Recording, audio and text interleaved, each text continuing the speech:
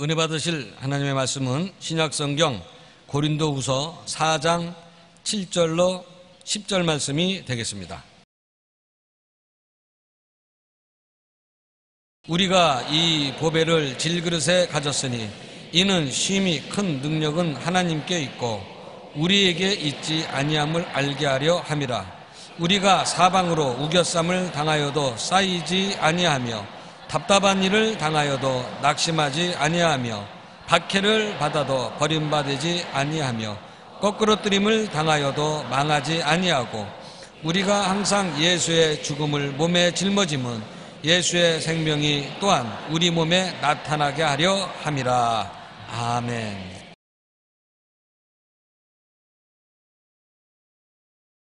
오늘 저는 여러분과 함께 도전과 응전이란 제목으로 은혜를 나누겠습니다. 영국의 역사학자 아놀드 토인비는 역사는 도전에 대한 응전으로 이루어진다, 그렇게 말씀했습니다. 이는 역사뿐 아니라 우리의 삶도 다가오는 수많은 도전에 대하여 어떻게 응전하는가에 따라 우리의 삶이 결정되는 것입니다. 어떤 사람은 도전을 피하려고 합니다. 또는 도전에 항복합니다. 그 결과는 환경의 노예가 되고 비참한 파괴를 당하고 맙니다. 다른 사람은 도전에 대하여 인간의 힘으로 응전하여 많은 상처와 시련을 겪기도 합니다. 또 다른 사람은 도전에 대하여 하나님의 능력으로 응전하여 새로운 삶을 만들고 새로운 세계를 만들어내는 것입니다. 그리스도의 복음이 예루살렘에서 시작하여 유대와 사마리아를 지나 유럽에 들어가서 로마에까지 전파되자 마귀는 가만히 있지 않았습니다. 복음이 전파되는 곳마다 마귀는 도적질하고 죽이고 멸망시키는 힘으로 대적을 해왔습니다. 로마의 10대 황제가 연속적으로 기독교를 핍박하여 기독교인들을 잡아 짐승들과 싸워서 죽게 하고 나무에 달아 기름을 붓고 횃불로 태우기도 했습니다. 네로 황제로부터 근 300년간 로마 제국은 어마어마한 교회가 핍박을 당하고 교인들이 처형을 당했습니다. 그러나 이후에 기독교는 로마의 국교가 되고 말한 것입니다. 그리고 로마 통치하에 있는 모든 나라들이 예수님을 믿는 나라들로 변화되고 말한 것입니다. 잠시 동안 세상의 마귀 힘이 이기는 것 같으나 종국에는 예수 그리스도의 나라가 로마를 점령한 것입니다. 우리나라도 대원군 시대에 프랑스 선교사 12명 중 6명이 순교를 당했습니다. 예수님을 믿는 사람은 일가 친척 6촌까지 처형되어 8천여 명의 기독교인들이 대원군 시대에 처형을 당했습니다. 그 후 일제강점기에 일본인들은 30년 동안 200여 교회를 폐쇄하고 2천여 명의 성도들을 투옥시키고 죽이고 고통을 가했습니다. 북한에 공산당이 들어왔을 때 공산당은 북한에 있는 교회를 불태우고 32여 명의 교인들을 죽이며 교회를 말살했습니다. 그래도 지금은 우리나라에 기독교가 없어졌느냐? 그렇지 않습니다.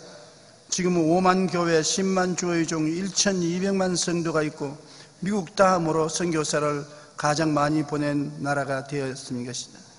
보십시오. 기독교는 그 어떤 핍박과 고통 속에서도 사라지지 않습니다. 오히려 믿음이 더욱 굳세어져서 전 세계로 복음을 전가하고 있는 것입니다.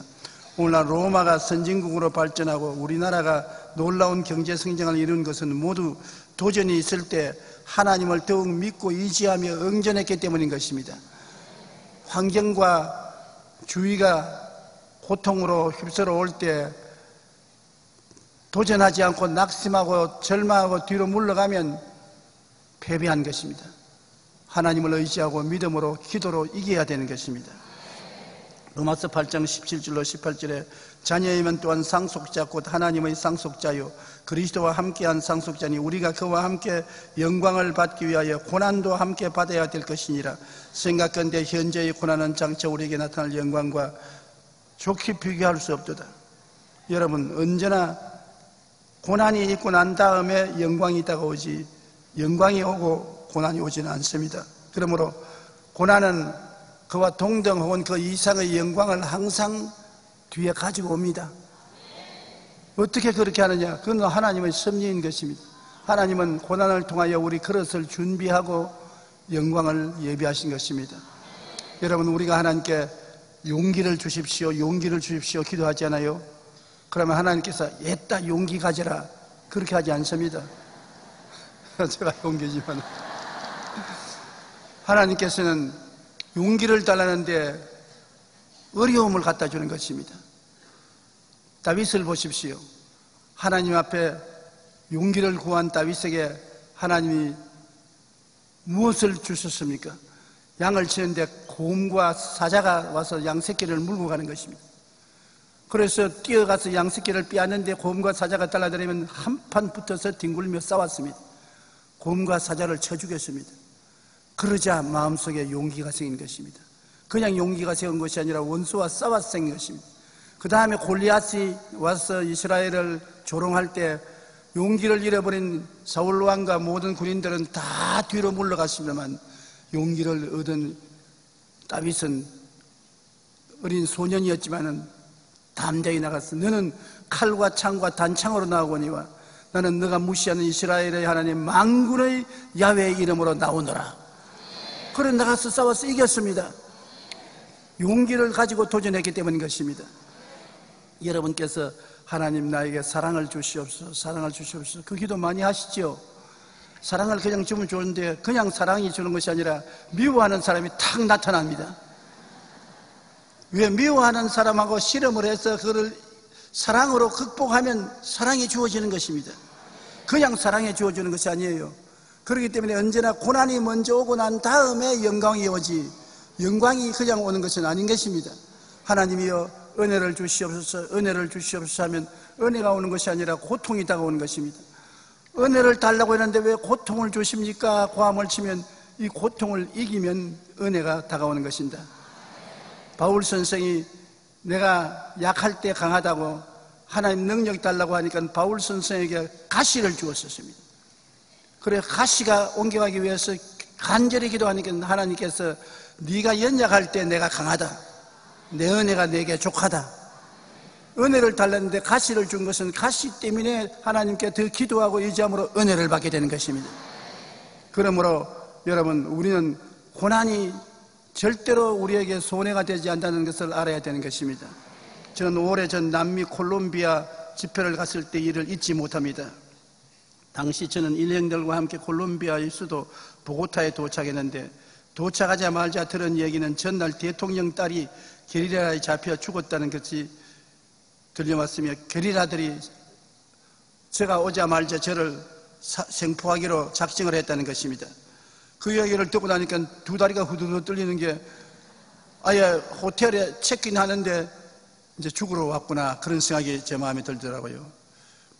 그런데 그 이튿날 아침에 우리와 함께 간 미국의 존 윌컨 목사님이 아침 식사에 한 자리에 모였는데 야 오늘 저녁에 내가 굉장한 꿈을 꾸었다 그랬어요. 좋은 꿈인 줄 알고 무슨 꿈을 꾸었느냐 물으니까 꿈에 게리라들이 내려와서 조용기를 잡아서 처형하는 꿈을 꾸었다 그러네요. 설상가상이요. 전부 다 입을 벌렸습니다. 윌컨슨 목사님 신령한 목사님입니다. 목사님이 밤에 제가 잡혀서 처형당하는 것을 보았다고 하니까 이거 뭐 틀림없는 일입니다. 그 이야기를 듣고 난 다음에 오후에 보니까 나와 같이 간 일행들을 찾으니 일행들이 없어요. 어디 가는가 보니까 4층에 우리가 체크인했는데 전부 7층으로 다 도망쳐버리고 말았어요. 한 사람만 오직 남았습니다.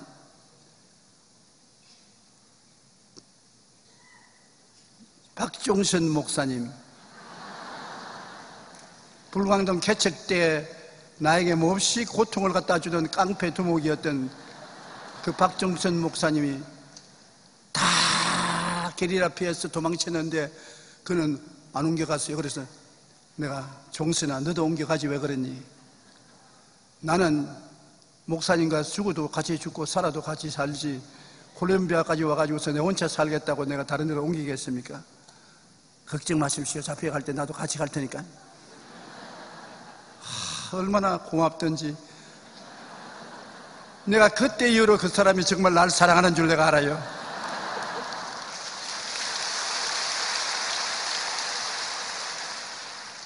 그러므로 그 억센 고통을 당하니까 불안과 염려가 닥쳐와서 저희 마음을 짓누르는데 가장 놀라운 현상은 오른 눈이 안 보여요. 눈을 떴는데도 안 보인다고요. 왼쪽 눈 하나만 있습니다. 그런데 내가 기도를 하면은 마귀가 와서 뭐라고 하냐면 두 눈 다 장님 되고 싶거든 있어라. 안 그러면 보따리 살고 빨리 비행장에 가서 한국으로 돌아가라. 그게 도전입니다. 내가 기도로서 이것을 극복할 것이냐, 항복하고 한국으로 보따리에서 돌아갈 것이냐, 둘 중에 하나를 택해야 되는데 한 머리는 기도하니까 예수님 십자가가 눈에 보입니다. 예수님께서 우리 죄를 대신해서 십자가에 못 박여 죽을 때 십자가에서 내려와서 살 길을 찾지 아니하고 죽음을 자원해서 도전에 대해 응전해서 우리를 구원한 것을 생각할 때 내가 콜롬비아에 와서 죽으면 죽었지 게리라 때문에 무서워서 내가 도망칠 수 있겠냐, 내가 있겠다고 결심을 했습니다. 그런데 저녁에 집회장소에 나가니까 인산인해로 사람들이 모였는데 게리라들보다 더 겁이 나는 것이 콜롬비아 군인들이 기관총을 가지고 내 뒤에 서 있습니다. 이 사람이 방아쇠만 한 땡겨버리면 나는 가버리는 것입니다. 그래서 설교하다가 자꾸 뒤를 돌아봤습니다. 오히려 나를 지키려 온 사람 중에 누가 게리라가 있는지 알 수 있나요? 그리고 아침에 일어날 때부터 저녁까지 호텔 입구에 기관총을 든 군인들이 지키고 있는데 굉장히 불안하고 어려운 형편이었습니다. 그런데 하나님께 엎드려서 기도하고 부르시니까 하나님이 마음에 정신을 주셔서 이 말할 수 없는 정신적인 압력, 압박에서 견디낼 수 있게 해주신 것입니다. 그때 제가 늘 마음에 외운 것이 이 성경 말씀인 것입니다. 주님은 나의 피난처요 나의 요새요 나의 의리하는 하나님이라 하리니 제가 너를 새 사냥꾼의 올무에서와 극한 연병에서 건지실 것이미로다. 제가 그 기스로 너를 덮으시리니 내가 그 날개 아래 거하리로다. 그의 성실함은 방패와 손방패가 되나니 너는 밤의 놀램과 낮에 흐르는 살과 흑암 중에 하는 연병과 백주에 황폐케 하는 밤에를 두려워하냐 아니로다. 천인이 내 곁에서 만인이 내 우편에서 엎드려지나 이 재앙이 내게 가까이 오지 못하리로다. 제가 이 성경 구절을 줄줄 외우는 것은 그때 이것을 밤낮으로 외웠기 때문인 것입니다. 이 성경 구절밖에 의지할 데가 없어요. 어디 봐도 의지할 데가 없어요. 같이 있는 형제들도 다 여차하면 도망치려고 준비 다 하겠지요. 누가 도와줄 수 있습니까? 그러나 이 성경 말씀이 저에게 도움이 된 것입니다. 살아가면서 겪는 엄청난 일들 앞에서 세상 사람들은 모두 뒤로 물러가서 포기합니다. 그러나 우리는 기도함으로 큰 하나님을 의지하고 하나님이 주시는 능력과 은혜를 통해서 도전을 극복해서 나갈 수가 있는 것입니다. 이스라엘이 당한 도전과 응전을 보십시오. 430년 동안 종살이하던 이스라엘 300만 민족이 모세를 따라 애굽에서 나왔습니다. 나왔는데 그냥 쉽게 나온 것이 아닙니다. 출애굽기 12장 40절로 42절에 보면 이스라엘 자손이 애굽에 거주한 지 430년이라 430년이 끝나는 그날에 야훼의 군대가 다 애굽 땅에서 나왔은즉 이 밤은 그들을 애굽 땅에서 인도하여 내심으로 말미암아 야훼 앞에 지킬 것이니 이는 야훼의 밤이라 이스라엘 자손이 다 대대로 지킬지니라. 6월절 예배를 드리고 난 다음에 그들이 모두 다 애굽에서 나왔는데 그냥 애굽의 바로 왕이 놓아준 것이 아닙니다. 430년 동안에 이제 300만이 된 이스라엘 백성이 자기들 종인데 이 불로 노동력을 어떻게 놓아줄 수 있습니까? 바로 왕이 도로잡아라, 이놈들을 전부 사로잡아라고 말한 것입니다. 도망간 이스라엘 노예들을 사로잡든지 반항하면 무조리 죽이라고 말한 것입니다. 그 백성이 도망한 사실이 애굽 왕에게 알려지자 바로는 그의 신하들에게 그 백성에 대하여 마음이 변하여 이르되 우리가 어찌 이같이 하여 이스라엘을 우리의 성김에서 놓아 보내었는가. 바로가 곧 그의 병거를 갖추고 그의 백성을 데리고 갈새 선발된 병거 600대와 애굽의 모든 병거를 동원하니 지휘관들이 다 거느렸더라. 그러니 아무 군대도 무장도 안 한 이스라엘 백성은 절망에 처했습니다. 진퇴유구의 절망입니다. 뒤에는 애국 군대요, 앞에는 아득한 홍해수가 갈렸습니다. 인생의 고난도 이런 고난이 없습니다. 막강한 애국의 군대가 뒤에서 경쟁이고 있고 앞에는 창창한 홍해 수가 출렁거리고 있는데 갈 데 올 데가 없습니다. 바로가 가까이 올 때 이스라엘 자손이 눈을 들어본 적 애굽 사람들이 자기들 뒤에 이른지라 이스라엘 자손이 심히 두려워하여 야훼께 부르짖고 또 그들이 또 모세에게 이르되 애굽에 매장지가 없어서 당신이 우리를 이끌어내어 이 광야에서 죽게 하느냐? 어찌하여 당신이 우리를 애굽에서 이끌어내어 우리에게 이같이 하느냐? 고난당하면 원망과 탄식이 나오게 되어 있는 것입니다. 이스라엘 백성은 차라리 항복하고 도로 종으로 돌아가자, 광야에서 죽는 것보다 종살이 하는 것이 낫겠다, 유일하게 모세만 하나님께 의지하고 이 도전에 응전했던 것입니다. 물러가지 않고 이 도전을 극복하기로 작정한 것입니다. 모세가 백성에게 이르되 너는 두려워하지 말고 가만히 서서 야훼께서 오늘 너희를 위하여 행하시는 구원을 보라. 너희가 오늘 본 애굽 사람을 영원히 다시 보지 아니하리라. 야훼께서 너희를 위하여 싸우시리니 너희는 가만히 있을지어다. 예수 믿는 사람, 하나님을 믿는 사람과 안 믿는 사람이 어디가 다르냐? 안 믿는 사람은 무시무시한 도전을 당하면 물러갈 수밖에 없습니다. 항복하든지 죽든지 물러가는 도리밖에 없습니다. 그러나 하나님을 믿고 예수님을 의지하는 사람은 눈에 안 보이는 하나님이 뒤에 계신 것입니다. 그러므로 하나님을 의지하고 담대하게 도전해야 되는 것입니다. 눈에는 아무 증거 안 보이고 귀에는 아무 소리 안 들리고 손에는 잡히는 것 없고 내 앞길 칠흑같이 어두워도 내가 사망의 엄침한 골짜기로 다닐지라도 해를 두려워하지 않을 것은 주께서 나와 함께 계심이라. 주님께서 같이 계시면 지팡이와 막대기로 나를 안위해 준다고 말씀한 것입니다. 그러므로 여러분, 우리가 언제나 고난을 당할 때 예수님을 플러스해서 생각해야 되는 것입니다. 예수님 없는 인생을 생각해서는 안 됩니다. 예수님이 볼지어다 세상 끝날까지 내가 너와 항상 같이 하리라. 예수 그리스도는 어제나 오늘이나 영원토록 동일하시다고 말하는 것입니다. 죽었다가 부활한 그리스도의 능력으로 우리와 같이 계심으로 주님을 의지하고 도전에 응전해야 되는 것입니다. 힘들지요. 현실의 원수는 눈에 보이고 현재의 어려운 환경은 눈에 보이고 체험되는데 예수님 눈에 안 보이지 않습니까? 그러므로 신앙은 경험이 있어야 되는 것입니다. 말씀을 듣고 믿기는 하지만 경험이 없으면 어려운 도전을 당하면 뒤로 물러갑니다. 그러므로 하나님은 여러분에게 시련을 통해서 경험을 주시는 것은 경험이 있는 신앙이 되어야 도전에 이기는 것입니다. 왜 다윗이 소년인데 곰이나 사자를 보내어서 양을 치는데 덤벼들게 만들까요? 곰이나 사자와 싸울 때도 하나님이 같이 계시면 이길 수 있다는 경험을 주시기 때문인 것입니다. 그래서 골리앗을 만났을 때 사울왕이 말하기를 어림도 없는 소리 하지 마라.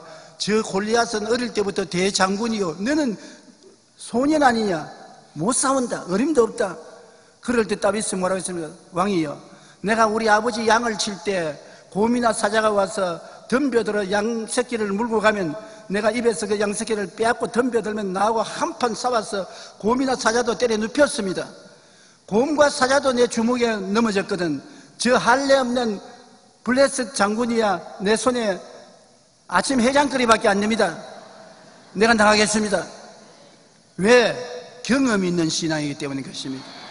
우리가 믿음은 들으면서 나며 들으면 그리스도의 말씀으로 말미암지만은 믿고 들어도 마음에 믿어도 시험을 당하면 안개같이 사라집니다. 믿음이 언제 있었느냐 싶어서 하나님께 부르짖다가 말고 뒤로 물러가자 보따리 싸고 뒤로 물러가는 것입니다.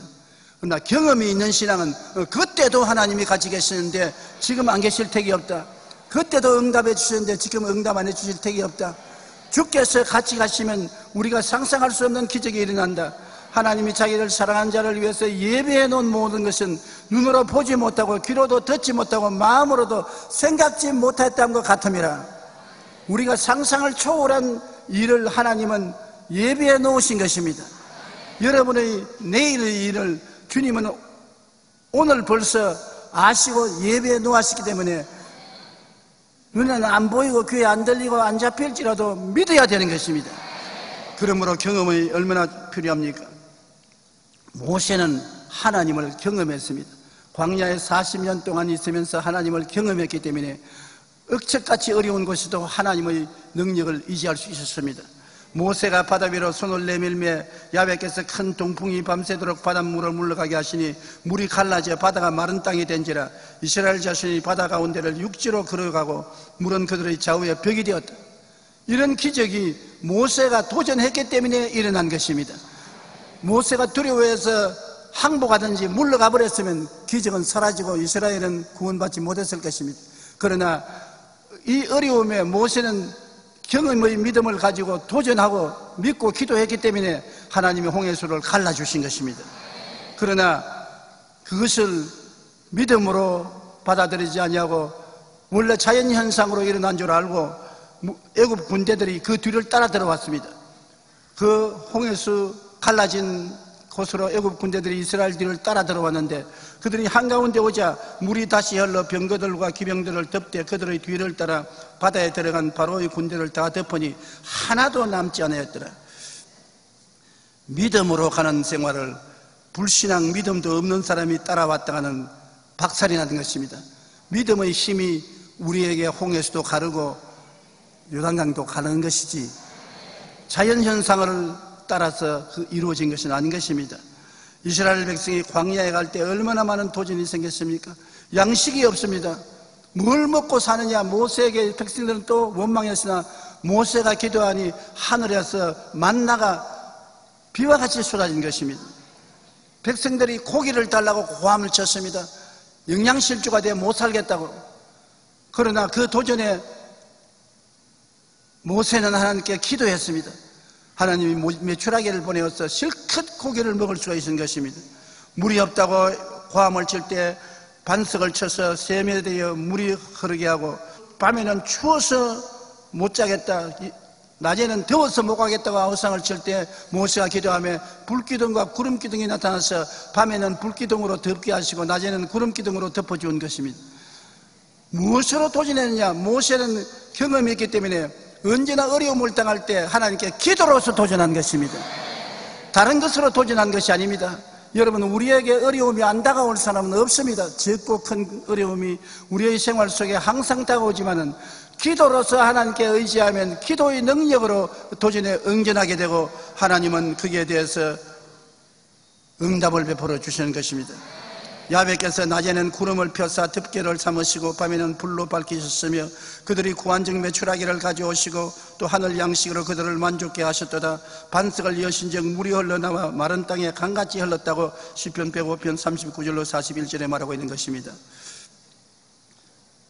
왜 이런 시험과 도전을 주셨느냐? 아까 제가 말씀했지만 용기를 달라면 원수를 갖다고 사랑을 달라면 미운 사람이 생기는 것처럼 하나님이 그렇게 말씀합니다. 신명기 8장 14절로 16절에 야훼는 너를 애굽 땅 종되었던 집에서 이끌어내시고 너를 인도하여 그 광대하고 위험한 광야 곧 불뱀과 정갈이 있고 물이 없는 간조한 땅을 지나게 하셨으며 또 너를 위하여 단단한 바닥에서 물을 내셨으며 내 조상들도 알지 못하는 만나를 광야에서 내게 먹이신다니 이는 다 너를 낮추시며 너를 시험하사 마침내 내게 복을 주려 하심이었더라. 복을 주게 하기 위해서 이 도전이 다가와서 시험하고 고통을 당하게 하고 회개하게 하고 낮추셔서 그릇을 준비하는 과정이기 때문에 주님이 반드시 고통을 허락해 주신다는 것입니다. 우리들의 삶도 여러분 인생 광야에 끝없는 도전을 당합니다. 여러분, 우리는 이스라엘 백성과는 다른 시련을 당하지요. 죄가 우리에게 도전해 옵니다. 세속의 유혹이 도전해 옵니다. 병이 도전하고 가난이 도전해 오고 실패와 죽음, 염려, 근심, 걱정, 미움, 분노, 좌절, 절망 온갖 부정적인 세력이 우리에게 달려들어서 우리에게 고통을 갖다주는 것입니다. 야고보서 1장 2절로 4절에 내 형제들아 너희가 여러 가지 시험을 당하거든 온전히 기쁘게 여기라. 이는 너희 믿음의 시련이 인내를 만들어내는 줄 너희가 알미라. 인내를 온전히 이루라. 이는 너희를 온전히 구비하여 조금도 부족함이 없게 하리라. 도전이 다가오거든 야고보는 말하기를 기뻐하라고 말한 것입니다. 진짜로 기뻐할 사람 몇 사람이 있습니까?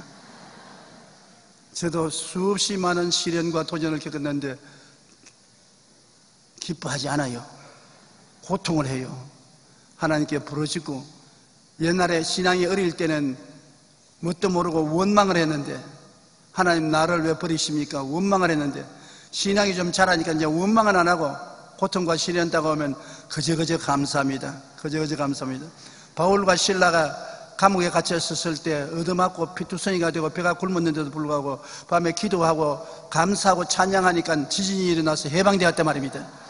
우리도 고통 가운데 하나님께 원망하지 말고 감사하고 찬양하면 그것이 하늘의 지진을 일으키게 되는 것입니다. 변화를 가져오게 되는 것입니다. 인생 광야에서 도전을 안 당한 사람 없지만 도전당할 때 기도하고 감사하고 찬양하기를 놓지 말아야 되는 것입니다. 미국의 로랜드 헤이즈는 대중가수로서 예수님을 잘 믿기로 유명한 사람입니다.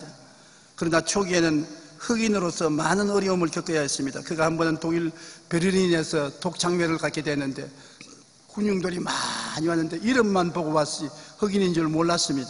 그런데 그가 나가서 노래를 부르러 나오니까 독일 사람들이 나서 앉아있는 깔개를 던지고 고함을 치기를 우리는 흑인의 노래 안 듣겠다.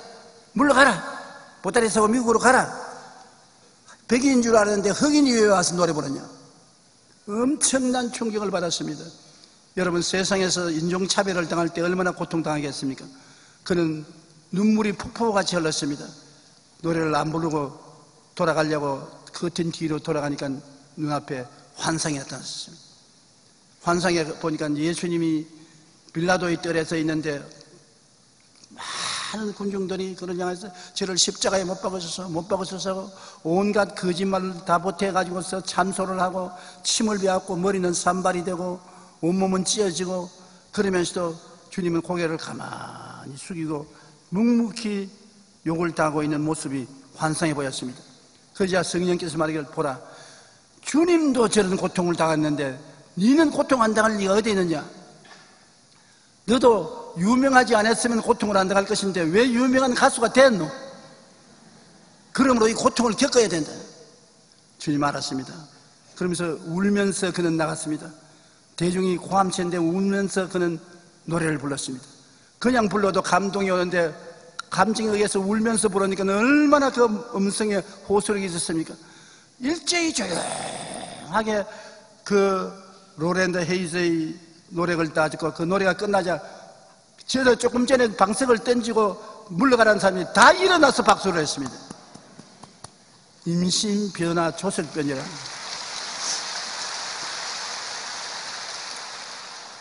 그는 너무나 좌절하고 절망해서 노래를 부르지 않으려고 그 어떤 뒤로 돌아가는 그 어려운 고뇌 속에서도 예수님의 모욕받고 손가락질 받고도 말없이 고개 숙이고 서 있는 모습을 보고 용기와 힘을 얻은 것입니다. 예수님의 모습을 그가 손가락질 당해도 개의치 아니하고 노래를 부른 것처럼 여러분 고통을 당할 때 개의치 말고 예수님을 생각하고 참고 견디고 기도하는 여러분 되시기를 바랍니다. 그러면 주님께서 반드시 도와주시는 것입니다. 우리가 핍박을 받아도 버림받지 아니하며 하늘과 땅의 모든 권세를 가지신 예수님이 우리와 함께 계시고 도와주기 때문인 것입니다. 우리는 광야 같은 인생의 도전 가운데 늘 주님을 의지해야 담대해질 수 있는 것입니다. 주님 없이 우리 혼자 힘으로는 안 됩니다. 제 아무리 힘있고 용기가 있어도 별로 견디지 못합니다. 그러나 예수님을 의지하면 태산 같은 어려움이 다가와도 우리는 도전에 응전할 수 있는 것입니다. 시편 기자님 말하기를 내가 산을 향하여 눈을 들이라 나의 도움이 어디 있어 올고. 어려움 고통을 당하니까 태산 같은 돈이나 명예나 지위나 권력에 의지하려고 하는데 그게 도움이 됩니까? 아닙니다. 나의 도움이 천지를 지으신 야훼께로다. 하늘과 땅을 지으신 하나님만이 우리에게 참 도움이 되시는 것입니다. 우리는 예수님의 대속과 도전을 극복한 은혜를 늘 잊지 말아야 되는 것입니다. 인간을 대신하여 온몸으로 도전을 받아들여 청산하는 것입니다. 예수님이 이 세상에 오셔서 채찍에 맞고 욕을 얻어먹고 십자가에 못 박히는 그 도전이 왔을 때 피하고 아버지여 그냥 내 천당 갈랍니다 데려가 주십시오 했으면 아버지가 데려갔을 것입니다. 그 도전에 응전해서 극복 안 했으면 오늘 우리는 어디 있겠습니까? 전부 지옥으로 다 떨어질 것입니다. 우리가 오늘날 믿음으로 구원받고 기뻐하고 즐거워하는 것은 예수님이 인생에 대한 도전을 당신이 앞장서서 받아들여서 그것을 고난으로 응전해 이기는 것입니다. 이사야 53장 4절로 5절 잘 아시지요? 그는 실로 우리 질고를 지고 우리 슬픔을 당하였거늘 우리는 생하기를 그는 징벌을 받아 하나님께 맞으며 고난을 당한다였노라. 그가 찔림은 우리의 허물을 인하며 그가 상함은 우리 죄악을 인함이라. 그가 징계를 받으면 우리가 평화를 누리고 그가 채찍에 맞으면 우리가 나음을 입었도다. 우리는 다 양같이 걸어나여 각기 제 길로 갔거늘 여호와께서 우리 무리의 죄악을 그에게 담당시켰도다. 우리 무리의 죄악입니다. 자기 죄가 아닌 것입니다. 여러분과 나의 죄를 예수님께서 대신 짊어진 것입니다.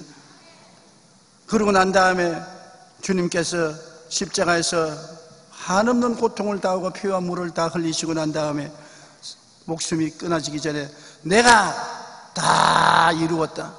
그 도전을 주님께서 몸으로 받아들여서 다 이기고 마는 것입니다. 마귀들은 예수님이 십자가에서 내려오기를 원했습니다. 왜냐하면 우편강도 좌편강도 중 한 사람의 강도의 입을 통해서 말하지 않지만 네가 하나님의 아들이냐, 십자가에서 내려오라, 내려오라, 네가 내려와야 하나님의 아들인 걸 증명한다. 안 내려왔습니다. 주님께서 못 내려온 것 아닙니다. 하나님의 아들로서 능히 내려올 수 있습니다. 안 내려온 것은 그 도전에 응전해야 우리가 삽니다. 우리를 살리려고 주님께서는 마귀의 도전을 몸으로 받아들인 것입니다. 골로새 1장 13절에 그가 우리를 흑암의 권세에서 건져내서 그의 사랑의 아들 나라로 옮기셨다. 예수님의 나라로 옮기시기 위해서 예수님은 우리의 죄가의 대가를 지불한 것입니다. 골로새 2장 14절로 15절에 우리를 거스리고 불리하게 하는 법조문으로선 정서를 지우시고 지하여 버리사 십자가에 못 박으시고 통치자들과 권세들을 무력화하여 드러내어 구경거리로 삼으시고 십자가로 그들을 이기셨나니라.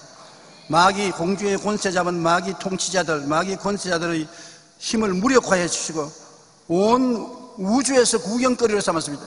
너가 나를 십자가에 못 달리게 하려고 했지만은 나는 끝까지 참았다.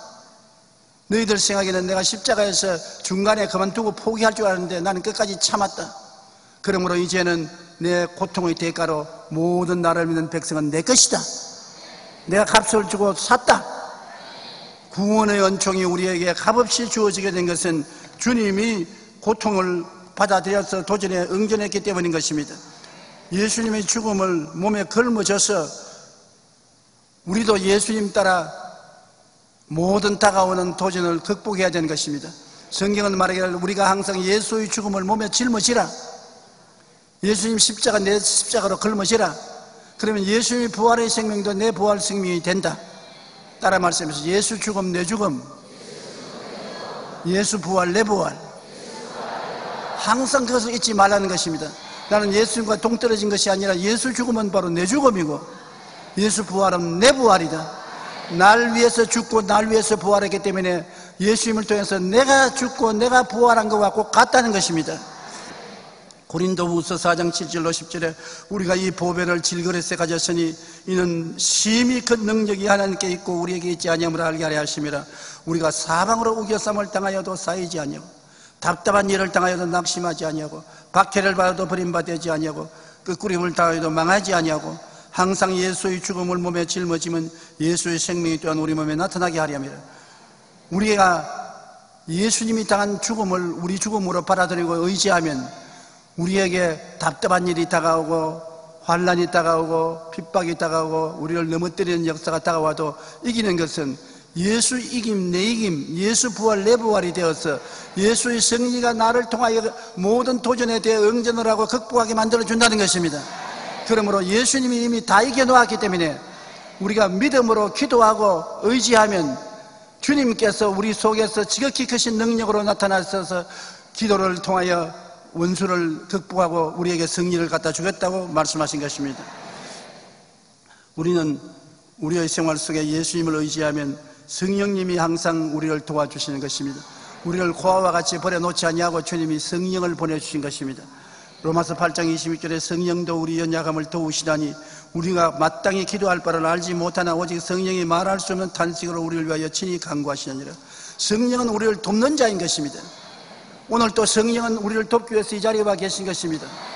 보혜사란 이런 의미입니다. 한번 따라 말씀해 주세요. 하나님께로부터 보내심을 받아 나를 돕기 위해서 항상 곁에 계신 분, 그게 바로 보혜사란 뜻인 것입니다. 그러므로 보혜사께서 항상 우리 곁에 계셔서 우리를 도와주심으로 우리가 어려움을 당할 때 보혜사 성령님을 인정합니다. 환영합니다. 모셔드립니다. 의지합니다. 성령이여 나를 도와주시옵소서. 성령은 예수의 영이신 것입니다.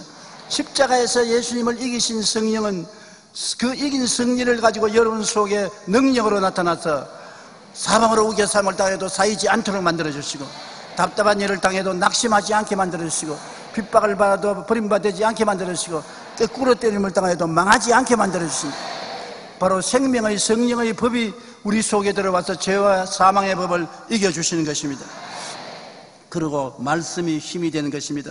여러분, 어려울 때 하나님 말씀이 얼마나 힘이 되는 것을 알아야 되는 것입니다.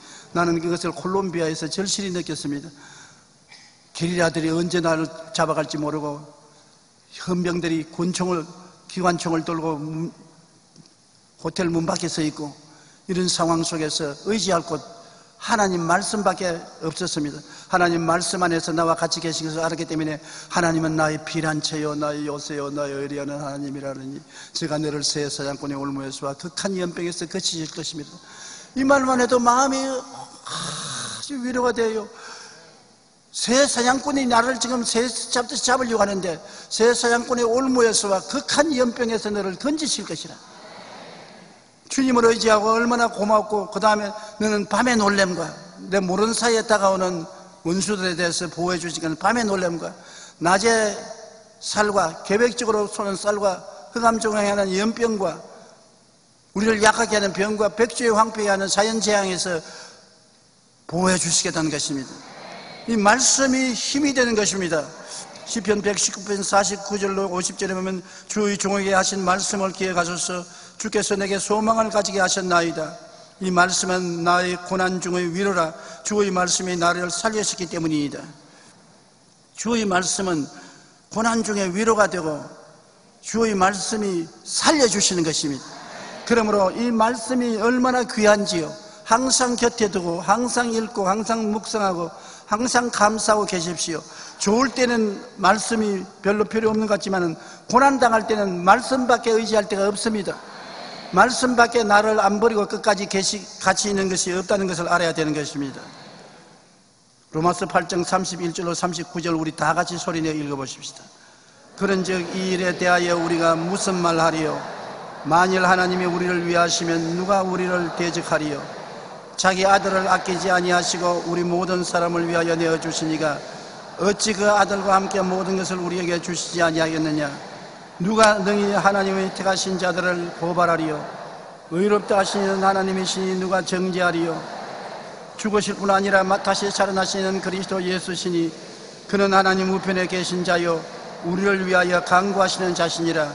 누가 우리를 그리스도의 사랑에서 끊으리요? 환난이나 곤고나 박해나 기근이나 적신이나 위험이나 칼이랴. 기록된 바 우리가 종일 주를 위하여 죽임을 당하게 되며 도살당할 양같이 여김을 받았나이다 함과 같으니라. 그러나 이 모든 일에 우리가 사랑하는 이로 말미암아 우리가 넉넉히 이기느니라.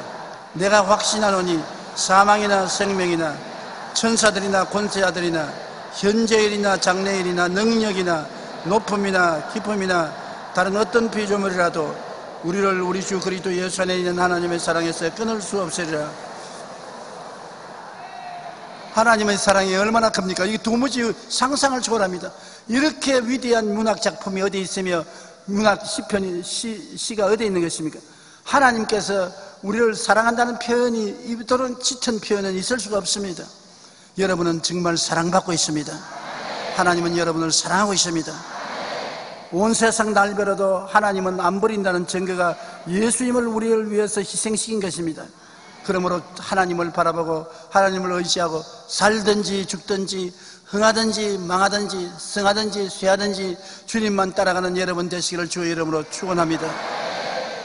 우리가 다가오는 가지가지 삶의 도전을 피하지 않습니다. 또 피하면 죽습니다. 항복하지 않습니다. 항복하면 환경의 종이 된 것입니다. 우리는 응전합니다. 사람의 능력은 한계가 있습니다. 피투성이라는 싸움의 계속이 될 수밖에 없습니다. 도전을 극복하고 오히려 큰 승리와 축복을 가져오는 길은 예수님의 대속과 은총과 성령의 말씀을 믿고 순종하고 의지하고 기도하는 길밖에 없는 것입니다. 하나님께 순종하고 의지하고 기도하고 부르시어 하나님께서 우리의 변호자가 되시고 보호자가 되시고 인도자가 되어야 하는 것입니다.